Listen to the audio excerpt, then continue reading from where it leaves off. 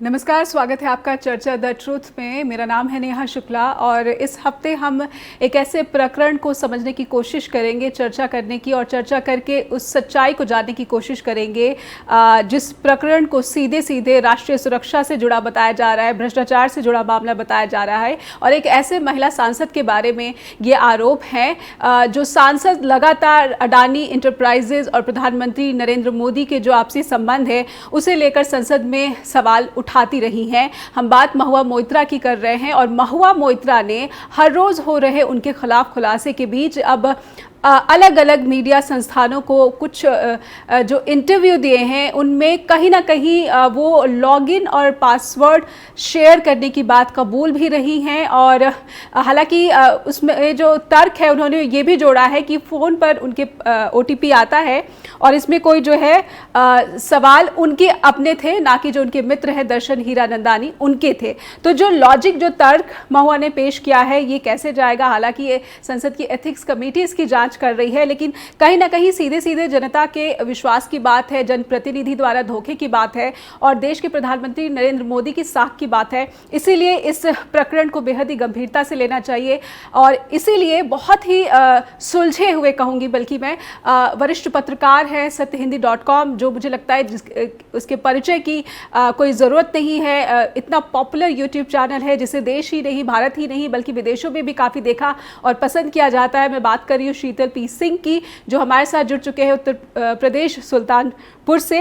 अगर मैं सुल्तानपुर जगह का नाम सही लिया है, अगर मैं गड़बड़ ना की हो तो शीतल सर शीतल सर बहुत बहुत स्वागत करती हूँ मैं आपका चर्चा द ट्रुथ में। ये एक ऐसा कार्यक्रम है जो हफ्ते में एक बार आता है और इसमें हम कोशिश करते हैं कि चर्चा के ज़रिए जो भी जनता से जुड़े मुद्दे हैं उस पर सच्चाई क्या है उसकी स्पष्टता लाने की कोशिश करते हैं। और इस बार मैंने सोचा क्यों ना महुआ मोइत्रा का जो प्रकरण चल रहा है, एक ऐसी सांसद पर ये आरोप लगे हैं, मैंने प्रस्तावना में काफ़ी कुछ कहा है, आप भी इस मसले को देख रहे हैं, ये सीधे सीधे संसद की गरिमा, राष्ट्रीय सुरक्षा, भ्रष्टाचार, जनता से धोखा और ये भी कह सकते हैं कि प्रधानमंत्री नरेंद्र मोदी की जो छवि है उससे भी जुड़ा हुआ मसला है। तो शीतल सर, सबसे पहले आपका जो आकलन है महुआ मोइत्रा की जो सफाई आई है सामने अभी ताज़ा, उस पर आपका क्या आकलन है? आप कृपया अपनी राय रखें। देखिए, आकलन ये इंटरव्यू आने से पहले जो राजदीप सरदेसाई ने लिया है और वो बड़ा जरूरी इंटरव्यू है, सबको उसको देखना चाहिए। उसके पहले जो इस के बारे में तथ्य आए थे, हम लोगों का, अखबार वालों का ये काम होता है, पत्रकारों का, कि वो हर चीज को पहले शंका से देखें। तो एक शंका ये बनती थी कि महुआ मोइत्रा जो अडानी के मामले पर बड़ी वोकल रही हैं लगातार, और अडानी के मामले पर जो जहां वोकल रहा है, हमारे पास ये नजीर है कि उन सब के खिलाफ कुछ न कुछ ऐसा होते हुए हमने पाया है जो स्वाभाविक नहीं है। जैसे राहुल गांधी की सदस्यता का जाना, एक लोअर कोर्ट द्वारा इस तरह का फैसला आना जिसमें आखिरी सीमा तक जो होता है उसका प्रयोग करना, उसके बाद उच्च न्यायालय का उस मामले में उसी तरह से, और वो भी गुजरात राज्य में, फैसला देना बहुत दिन लिंगर करने के बाद, और फिर उसका जब सुप्रीम कोर्ट में जाना तो स्क्रूटनी के दौरान पता चलना कि कितना नीचे कितनी गलतियां हुई। फिर इसके बाद दूसरा मसला संजय सिंह का है। संजय सिंह भी बहुत मुखर रहे हैं, आम आदमी पार्टी के सांसद। हम हमेशा उनको अडानी के मामले में बोलते देखते हैं। उनके यहाँ एकाएक ईडी पहुंचती है और शाम को उनको ले जाती है। ईडी की ओर से जो बहुत सारे लीक्स आए हैं, उस लीक्स में कहीं भी किसी रिकवरी की कोई बात नहीं है। कुछ आरोप है, आरोप किसी पर भी कोई भी लगा सकता है, लेकिन बात आरोप लगने की नहीं होती। जब आप किसी को गिरफ्तार करते हैं, किसी की आजादी छीनते हैं, तो आपको और बहुत सारी चीजों का को सामने रखना चाहिए कि इन चीजों की वजह से हमने ये फैसला लिया है। इस बारे में सुप्रीम कोर्ट की बहुत नजीरें हैं, बहुत फैसले हैं कि गिरफ्तारी बहुत ही आखिर की चीज होनी चाहिए। अब महुआ मोइत्रा का मामला आया है। खैर, महुआ मोइत्रा के मामले में हम ये बेनिफिट ऑफ डाउट दे सकते हैं कि ये मामला आया उनके अपने एक निजी रिश्ते से। उनके एक, जैसा शब्द इस्तेमाल करती हैं, जिल्टेड इक्स, एक वकील साहब हैं, नौजवान वकील हैं, जो उनके साथ 3 साल तक रहते थे। ये शर्मनाक है कि उन लोगों के आपसी रिश्ते में जो भी कड़वाहट आई उसका उन्होंने इस तरह से प्रयोग किया। मतलब हम अगर किसी के साथ रिश्ते में हैं, हमारे रिश्ते बिगड़ जाएं तो हम शत्रुता निभाने लगे और उसका बुरा सोचने लगे और उसका बुरा करने लगे, ये थोड़ा सा एक घटिया व्यक्तित्व मेरे निगाह में बनता है। तो जो महाशय जिनकी ये शिकायत है वो मुझे बहुत घटिया लगते हैं। हमारा समाज वैसे ही पुरुष प्रधान है, स्त्रियों के प्रति उसका नजरिया बहुत संकीर्ण है, पिछड़ा हुआ है, दकियानूस है, और वो स्त्रियों के बारे में बहुत खराब ढंग से चीजों को रखता, सोचता और बहस करता है। ऐसे में उनका ये रवैया उसी चीज को और स्थापित करता है जी। अगर ये जो भी उनके बीच आपस का मामला था वो उनके ही बीच रहता तो ज्यादा बेहतर था, लेकिन वो अब उसको लेके सड़क पे आए हैं।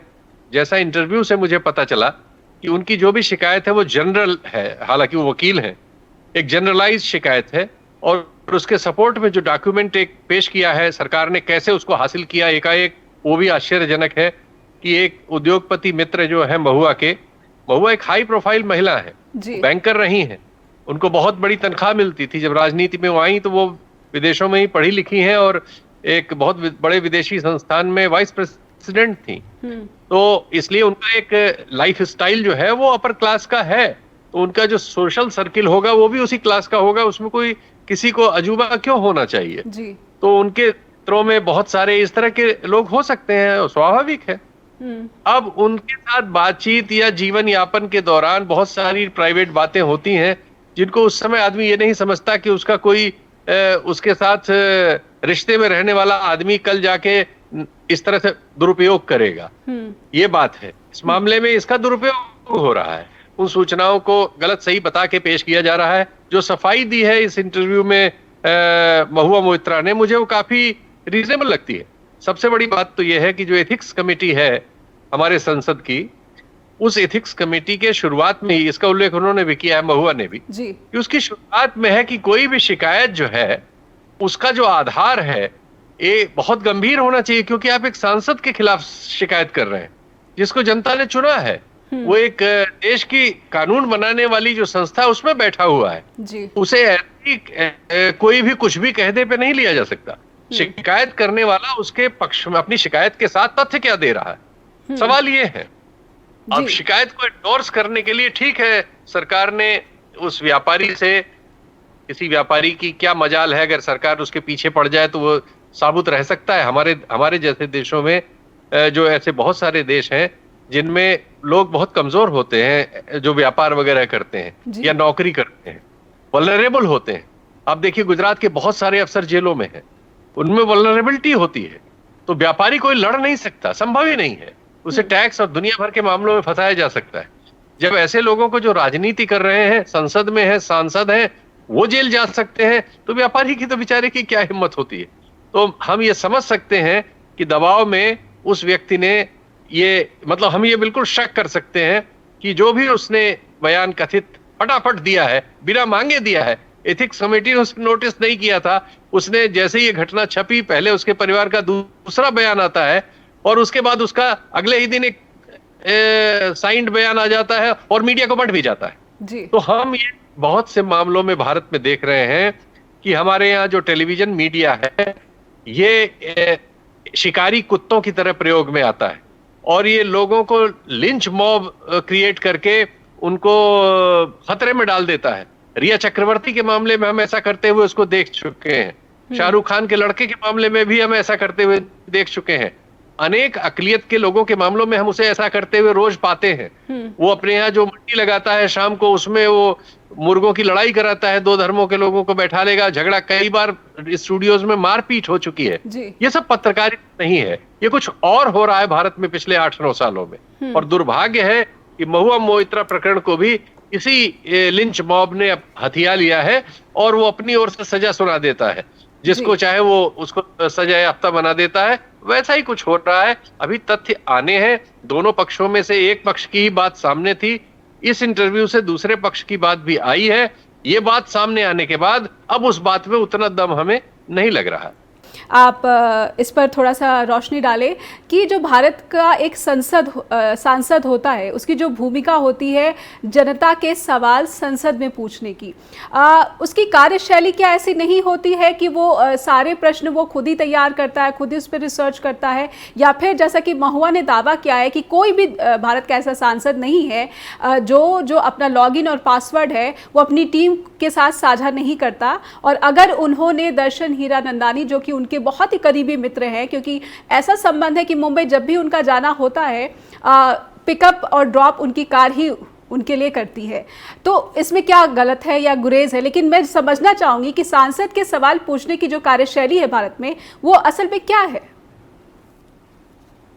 देखिए, सांसद हो, पत्रकार हो, समाज सेवी हो, एनजीओ चलाने वाला हो, कोई भी जनप्रतिनिधि, आरटीआई करने वाला हो, कोई भी अंतर्यामी नहीं होता। किसी के यहाँ ऐसा नहीं है कि कहीं ऊपर से कोई आवाज आती हो और वो उसके दिमाग में चली जाती हो और उसको ड्राफ्ट कर लेता हो, ऐसा नहीं है। लोग ही समाज के उससे मिलते जुलते हैं। वो अखबार पढ़ता है, वो टेलीविजन देखता है और लोगों से मिलता है, उनसे उसको सूचनाएं मिलती हैं। उन सूचनाओं को वो अपनी बुद्धि के अनुसार, अपनी सामर्थ्य के अनुसार उसकी स्क्रूटनी करता है और उसमें से जिनको वो समझता है कि जन उपयोगी हैं, जो सवाल जनता के हक में हो सकते हैं, उनको वो आगे संसद में पेश करता है। ये एक सामान्य प्रक्रिया है। इसके बाद उनका ये कहना बिल्कुल सही है। मैं राजनीतिक पत्रकारिता में ही रहा हूं और तमाम मंत्री, एक समय में तो प्रधानमंत्री भी मेरे बहुत अच्छे रिश्तों में थे, वीपी सिंह साहब। ऐसा मौका हम लोगों को भी मिला है, तमाम मुख्यमंत्रियों के साथ हम लोगों ने काम किया है जी। ये अजूबा नहीं है, ये सच है कि सबके पास एक स्टाफ होता है, एक काम करने वाला एक ग्रुप होता है, जिनके पास इस तरह के काम करने के लिए बहुत सारे सांसद ऐसे मिलेंगे जिन्होंने अभी तक कंप्यूटर चलाना जिनको नहीं आता होगा, लेकिन उनके प्रश्न आते हैं तो वो स्टाफ से ये सब काम लेते हैं। ये बिल्कुल स्वाभाविक है। हाँ, ये चीज थोड़ा सा अतिरिक्त लगती है जो महुआ मोइत्रा के बारे में है कि उनका लॉगिन एक व्यवसाय, मतलब एक बिजनेसमैन के पास भी शेयर था। ये थोड़ी सामान्य थी, ये बिल्कुल सही है, लेकिन ये कोई ऐसा अपराध भी नहीं है, क्योंकि उसमें एक उन्होंने शर्त बताई कि देखिए, कोई भी मुझे ड्राफ्ट करके क्या देता है वो एक चीज है, लेकिन उसको एक ओटीपी के जरिए जब तक मैं सत्यापित नहीं करूंगी वो आगे नहीं जा सकता।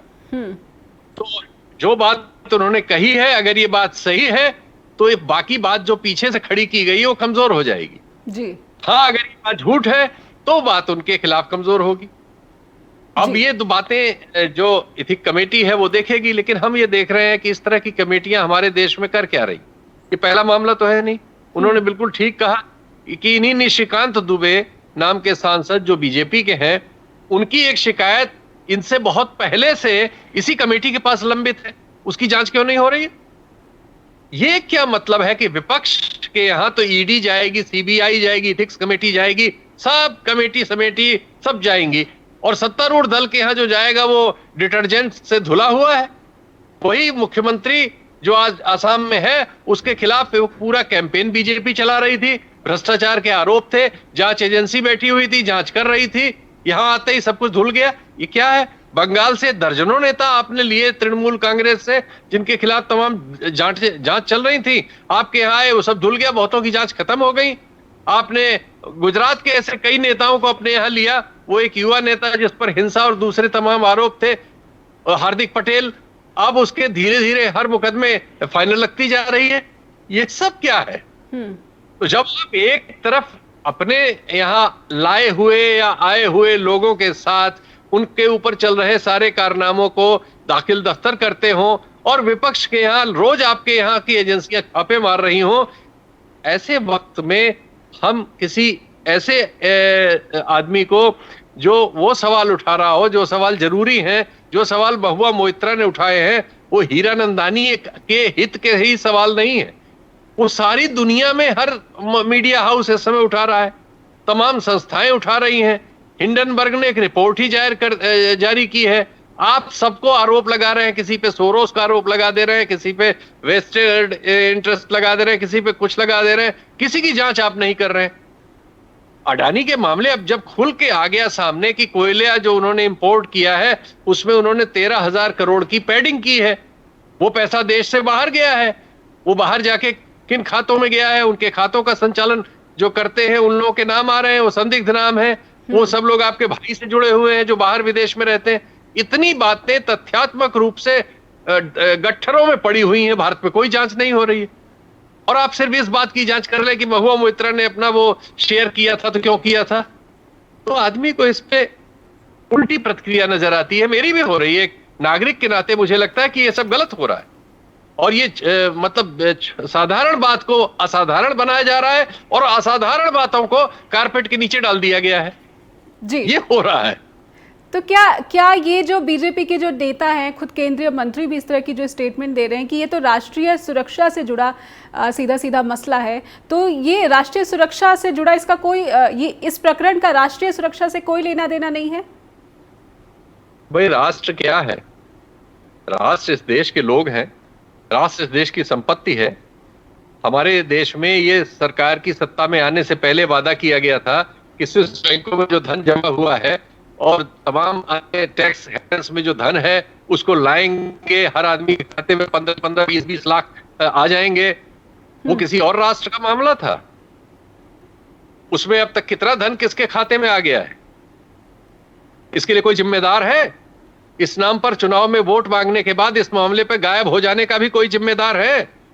ये राष्ट्र का द्रोह नहीं है तो द्रोह क्या होता है? द्रोह की परिभाषाएं भी आप अपनी जेब में रख लेंगे। जो मन में आएगा सो द्रोह होगा और जो मन में आएगा वो द्रोह नहीं होगा। इस देश में क्या क्या नहीं हुआ है। इस उद्योगपति को जिसके बारे में पूरी संसद में कार्रवाई हुई, देश की सबसे बड़ी विपक्षी पार्टी के सबसे प्रमुख नेता की आपने सदस्यता छीन ली, उस पर कोई कार्रवाई आपकी, वो देशद्रोह नहीं? 13,000 करोड़ कोयले के मामले में देश से बाहर ले गया एक मामले में। जाने अनेक कितने मामलों में इस तरह का मामला होगा। जितनी शिकायतें हुई किसी एक की भी जांच हुई? वो सब देश प्रेम है जी। विदेशों में भारत का टैक्स से चोरी किया हुआ पैसा अपने भाई के जरिए विदेशी बैंकों में रखना और फिर भारतीय कंपनियों में निवेश करके भारतीय शेयर बाजार को लूटना, प्राइस ऊपर करना नीचे करना, ये देश प्रेम है? इस पर सवाल उठाना देशद्रोह है? जो इस पे सवाल उठाएगा उस पे आप कोई छोटे मोटे मामले लगा के उसको राष्ट्रद्रोही कह देंगे और आप राष्ट्र प्रेमी हो जाएंगे जी।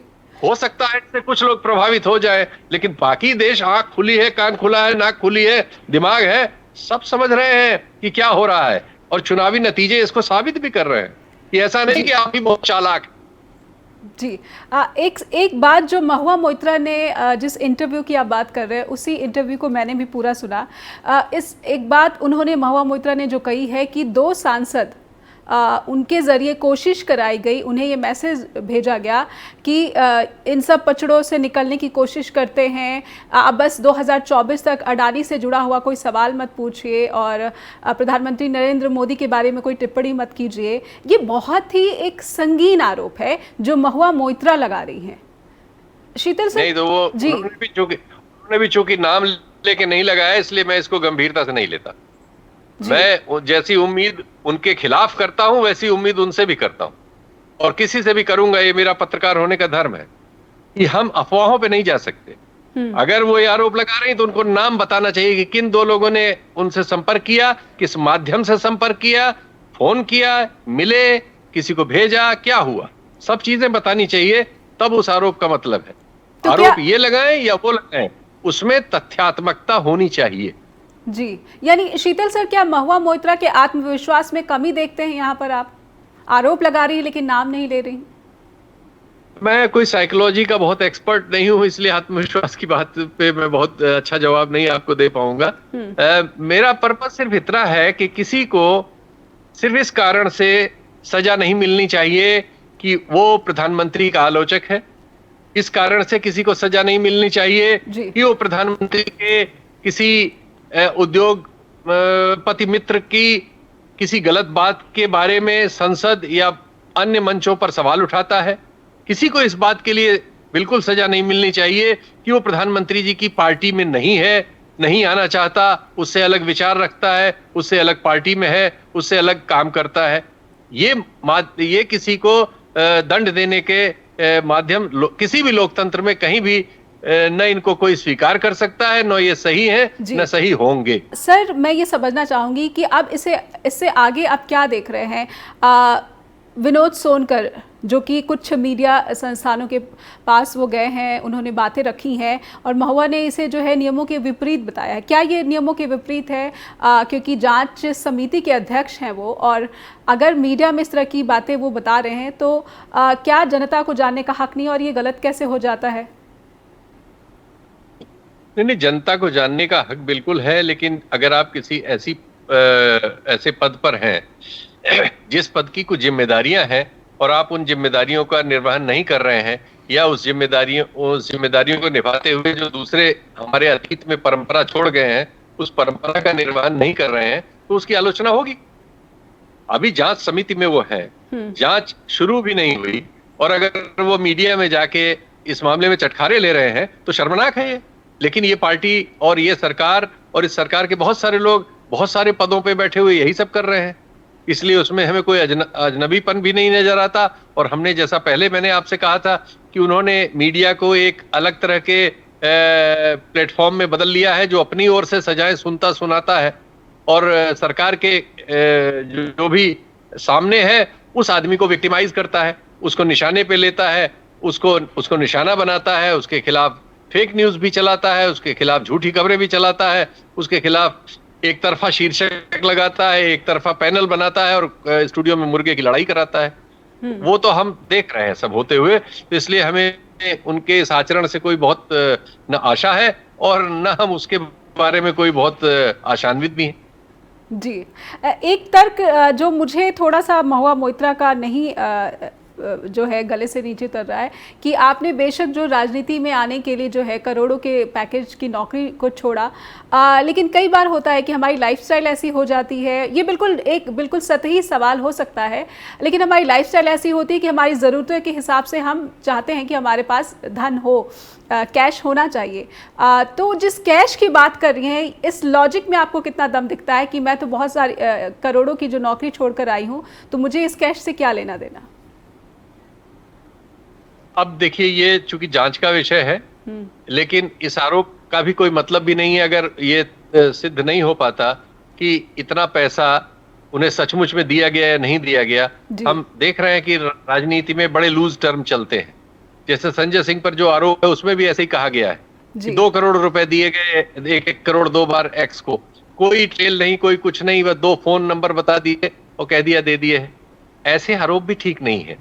आप किसी के कैरियर को या जीवन को आप कटघरे में डाल रहे हैं, तो आपके पास उस चीज के लिए बहुत सचमुच में प्रामाणिक चीज होनी चाहिए।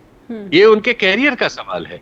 अगर ये आरोप सही है तो उन्हें 1 मिनट संसद में नहीं रहना चाहिए, लेकिन अगर इस आरोप में झूठ है और इस बिना पे उनकी पहले लानत मलानत हो जाए, फिर संसद से निकाल दिया जाए और बाद में साबित हो कि ये आरोप मिट्टी का धूल है, तो ये भी बहुत गलत बात है। ये मैंने जैसा कहा कि उनका भी आरोप गलत है कि मुझे 2 सांसदों ने संपर्क किया और नाम नहीं बताया उन्होंने किसी का, वैसे ही इस आरोप का भी कोई मतलब नहीं है। 2 करोड़ क्यों, 20 करोड़ कह देते कि 20 करोड़ दिया। तो जब झूठ ही बोलना है, जिसका कोई तथ्य नहीं देना है, तो फिर कोई सीमा नहीं होती फिर उसमें। तो इसलिए मैं इस आरोप को जमीन नहीं देना चाहता उनके ही आरोप की तरह। जिस चीज के बारे में तथ्यगत बात न की जाए और वो किसी की प्रतिष्ठा को या जीवन को खतरे में डालता हो, ऐसा काम करने का किसी को कोई हक नहीं। जी, जिस तरह से महुआ मोइत्रा ने हर एक आरोप का डिटेल में जवाब दिया है और एक स्टेटमेंट उनकी लगभग हर जगह ये प्रकाशित भी की गई है कि बीजेपी ने गलत व्यक्ति को चुन लिया बुली करने के लिए, तो और बहुत ही आश्वस्त दिख रही हैं कि जो उनका जनाधार है, जो उनका वोटर्स है, वो उन पर लगे आरोपों को बिल्कुल ही जो है गंभीरता से नहीं ले रहा है, और वो उन लोगों की आवाज़ हैं जो उनसे उम्मीद करते हैं कि सत्ता में जो भी गलत हो रहा है वो उसकी आवाज़ उठाती हैं और इसीलिए वो आवाज़ उठाती रहेंगी। तो अब दोनों चीज़ें जो है अब पब्लिक में आ गई है। तो इस एथिक्स कमेटी जो जांच चल रही है, मुझे लगता है कि ये जांच कैसी होगी? क्या ये लंबी खिंच जाएगी या फिर ऐसे ही उलझाए रखने की कोशिश जो है महुआ मोइत्रा को ये दिखती है और यही पैटर्न आगे नजर आएगा आने वाले दिनों में? देखिए, एथिक्स कमेटी जांच करने के बाद सिर्फ रिकमेंड कर सकती है, ये कोई फाइनल सॉल्यूशन नहीं है। उसके बाद मामला संसद में जाएगा, संसद इसके बारे में कोई फैसला लेगी। हम ये नहीं कहते कि संसद में कोई फैसला उनके खिलाफ नहीं आ सकता। जब एनडीए के पास मान लीजिए 333 या 34 सांसद हैं, 303 उनके अपनी पार्टी में ही हैं, तो ऐसा नहीं है कि उनके खिलाफ फैसला नहीं लिया जा सकता, लिया जा सकता है।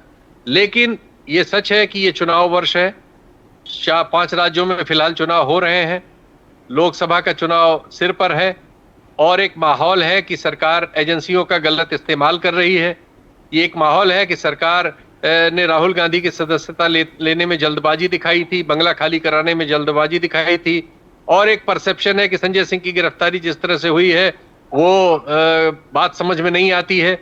अब उसी क्रम में महुआ का नाम आया है, तो इस क्रम में जुड़े हुए सब लोगों को जनता के बीच संदेह का लाभ तब तक मिलता रहेगा जब तक चुनाव में उसकी परीक्षा नहीं हो जाती। अब चुनाव सर पर है, अपने आप परीक्षा हो जाएगी कि किसके दावे में क्या दम है और जनता ने उसको कैसे समझा है।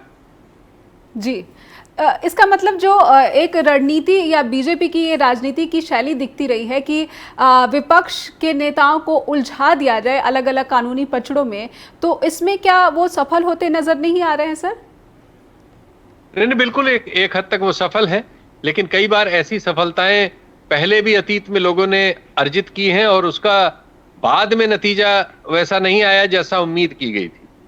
बाद में ये चीजें बूमरैंग भी करती हैं। अगर ये सब साबित होता गया और बाद में चुनाव होते होते या उस समय तक साबित हुआ कि ये सब षड्यंत्र था, तो ये बहुत भारी भी पड़ता है। इसलिए इसके ये तलवार की धार है जिसमें दोनों तरफ गला कटने की संभावना है। देखते हैं किसका गला कटता है। जी, एक स्टेटमेंट जो महुआ मोइत्रा की आई है और वो मुझे बहुत ही भावुक स्टेटमेंट भी लगती है कि उन्होंने ममता बनर्जी के लिए वो माँ शब्द का इस्तेमाल किया है, जबकि हमने और आपने भी कोई ऐसा पत्रकार नहीं होगा जिसने इस तरह की खबर नहीं देखी या सुनी कि ममता बनर्जी के साथ जो उनके संबंध है वो उतने मधुर नहीं है, कड़वाहट है इन संबंधों में। इसीलिए कहीं ना कहीं जो है पार्टी उनके लिए खड़ी नहीं हो रही है। किस तरह का कोई सार्वजनिक स्टेटमेंट खुद मुख्यमंत्री ममता बनर्जी की तरफ से नहीं आया महुआ मोइत्रा के लिए। तो ये जो माँ शब्द का जब वो इस्तेमाल करती हैं तो क्या उनकी तरफ से कोशिश मानी जाए या फिर पार्टी पहले दिन से ही महुआ मोइत्रा के साथ खड़ी है? नहीं, पार्टी तो उस तरह से खड़ी नहीं नजर आई। आपकी बात में दम है। उन्होंने मां कहा, ऐसा ज्यादातर पार्टियों में ये स्थिति है कि जो उसमें प्रमुख भूमिका या जिनकी पार्टी होती है, आजकल यूं कह लीजिए, उनके बाद बाकी सारे लोग उनको जरूरत पड़ने पर माँ बाप कहते ही हैं। और ये सभी पार्टियों में ये परंपरा है जो अलोकतांत्रिक है, मैं कहूंगा एक हद तक। लेकिन हमारे देश के लोकतंत्र में ये सब है कमजोरी और ये उसकी निशानी है। उनकी पार्टी नहीं खड़ी हुई, इस बात में आपकी सच्चाई है, ऐसा तो हमको भी लगता है। हम सब लोगों ने इस तरह के प्रोग्राम भी किए हैं और ये पाया भी है। हमें उनकी पार्टी उनके साथ उस तरह से खड़ी हुई नहीं मिली, ये सच है। अडानी एंटरप्राइजेज जो है वो बंगाल में इन्वेस्ट करना वो अंडर प्रोसेस है और करोड़ों की इन्वेस्टमेंट है। इस वजह से भी जो पार्टी है इस वक्त खामोश है, चुप्पी बरतने में ही अपनी भलाई समझ रही है, अपने राज्य की भलाई समझ रही है। इस तरह की खबरों में कितनी सत्यता है या फिर सरकार की ये जो रणनीति दिखती है वो कितना सही है, अगर मैं ममता बनर्जी की पॉलिटिक्स को समझने की कोशिश करूं? देखिए, ये तो सच है कि ममता बनर्जी से उनकी मुलाकात हुई थी, वो चित्र भी जारी हुए थे और वो एक ऐसे समय में हुई थी जब उनके बारे में बहुत सारी कंट्रोवर्सीज ऑलरेडी सरफेस पे थी। लेकिन उनकी मुलाकात गहलोत साहब से भी हुई थी, उनकी मुलाकात छत्तीसगढ़ के मुख्यमंत्री के साथ भी रही है। कमलनाथ जी के बारे में कहा जाता है कि उनके यहाँ तो इन्वेस्टमेंट भी है उनका। तो बहुत सारे राजनीतिक और शरद पवार जी से भी उनकी मुलाकात हुई। तो ये हमारे यहाँ जो राजनीति है अभी भारत देश में, वैसे तो सारी दुनिया में ही कैपिटलिस्ट क्लास जो है वो राजनीति का संचालन करता हुआ मिलता है बहुत जगह। पीछे से फंडिंग के जरिए कंट्रोल रखता है। तो नीतियों में उसका कंट्रोल सारी दुनिया में नजर आता है, भारत में भी नजर आता है। तो बिल्कुल ऐसा हो सकता है कि जो शंका की जा रही है उसमें कुछ सच भी हो, लेकिन मुझे कोई व्यक्तिगत जानकारी नहीं है, इसलिए मैं बहुत जिम्मेदारी से कोई बात नहीं कहूंगा।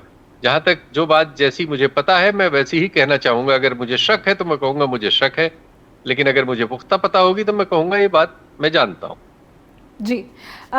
एक बात ये भी कि ममता बनर्जी जो हैं वो शायद इसलिए चुप हैं क्योंकि उनके सामने जो है बड़ी लड़ाई है। जैसे कि मनरेगा के जो फंड की बात आरोप लगाई जा रही है कि जो करोड़ों का जो फंड है वो नहीं दिया जा रहा है पश्चिम बंगाल को, और इसीलिए जो है महुआ मोइत्रा के साथ या फिर किसी तरह की जो बात स्टेटमेंट है वो नहीं आ पाई है। महुआ मोइत्रा का ये कहना है, इसमें कितना दम लग रहा है सर?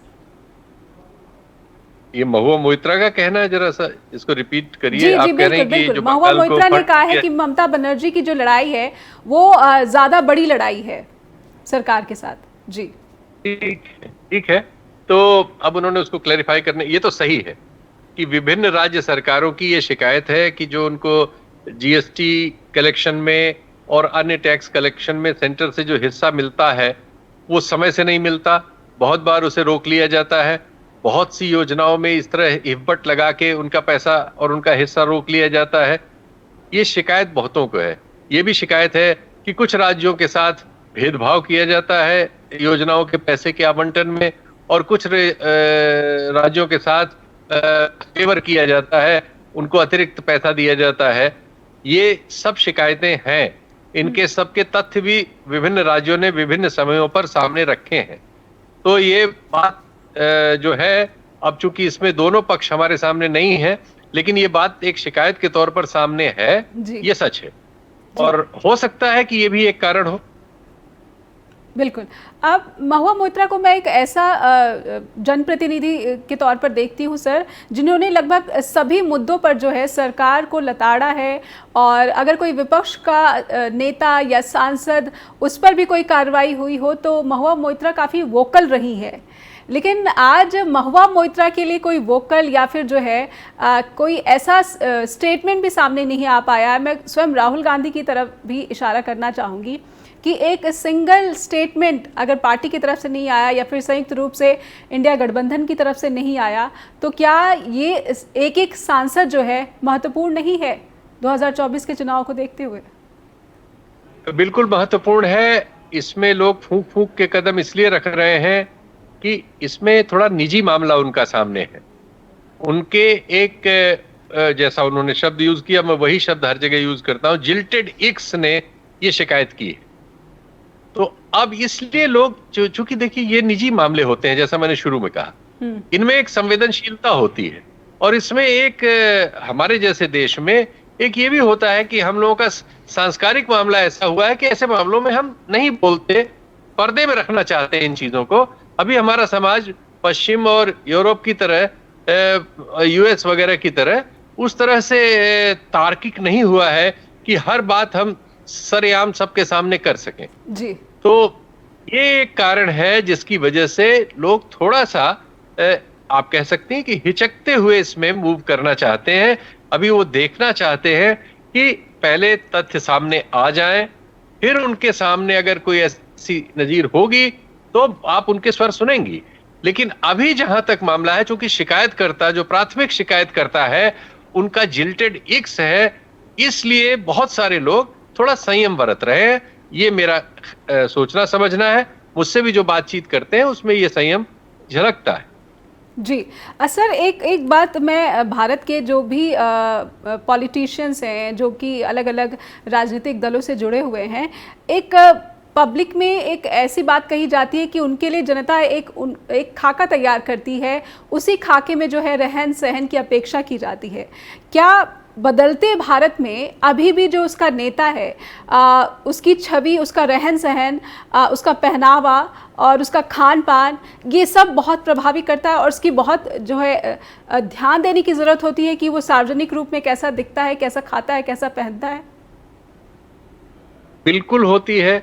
इसीलिए महुआ मोइत्रा संसद में जब बैठी थी और एक बहस चल रही थी जो गरीबी और उससे माल न्यूट्रिशन या इस तरह के किसी मुद्दे पे थी, उनके बगल में उन्हीं की पार्टी की सांसद बोल रही थी, और उनका एक बहुत महंगा सा बैग उनकी सीट पे रखा हुआ था, तो उन्होंने उसको पर्दे में किया, क्योंकि उनके लिए इस सवाल का उत्तर देना मुश्किल था कि इतना महंगा बैग उनके पास क्यों है ऐसे देश में जिसमें बहुत से लोगों के लिए दोनों टाइम का भोजन जुटाना मुश्किल है, जिसमें 35 से 40% बच्चे कुपोषित हैं, जिसमें 48 से 50% स्त्रियां आयरन डेफिशिएंसी की शिकार हैं, खाना नहीं मिलता उनको ठीक से।